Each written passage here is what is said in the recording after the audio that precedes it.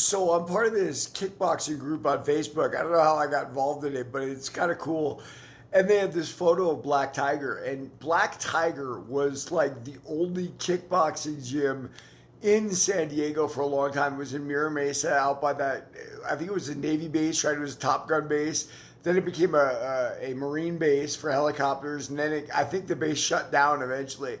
But it's a lot of old memories for me. I sparred at Black Tiger. I joined Black Tiger for one fight. The guy who owned Black Tiger was just this wreck of a guy. Well, there were two wreck of a guys. Like one was Vince Sobranos, and Vince got convicted of some type of child molestation with a junior student. And he picked up and he left the country, which is horrible enough, right? Like it's a crazy story. But then he kept going, and then he hit it big in China with Thai boxing, which is bizarre.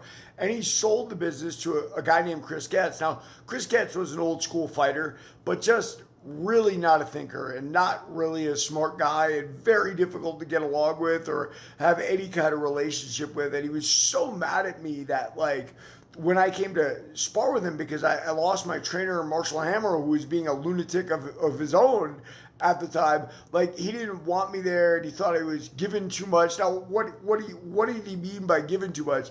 He thought that me being on fight posters wasn't right because I hadn't earned the right. Well, what Chris Getz never stopped to consider was I was getting set up, right? I was getting thrown into fights in Tijuana and Whittier in Los Angeles and everywhere else, right, not being ready for them. But instead, it's like I got some kind of bonus for it. But listen, man, that was the mentality of people. And the reason guys like that, like Marshall Hamill, Chris Getz, never made it when MMA and stuff took off is because they were losers for whatever business that they were in, right? It had nothing to do with like the timing or whatever. Like they weren't going to make it with their attitudes and what they did no matter what. Now, there are a lot of frauds who do make it. So what can I tell you? Not that Chris Getz was a fraud. I remember I was training at a boxing gym. I was in my early 20s. It was the first boxing gym I was able to find. And Chris Getz came by. He was a kickboxer.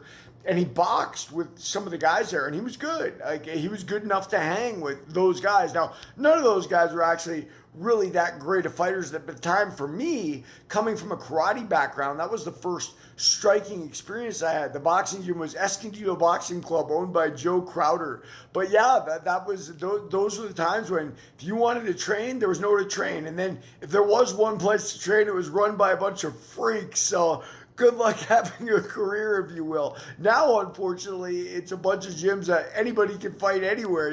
And yeah, it is what it is, man. The early days are glorified, but they weren't always so lovely. Anyway, everybody can follow for more on the fight game.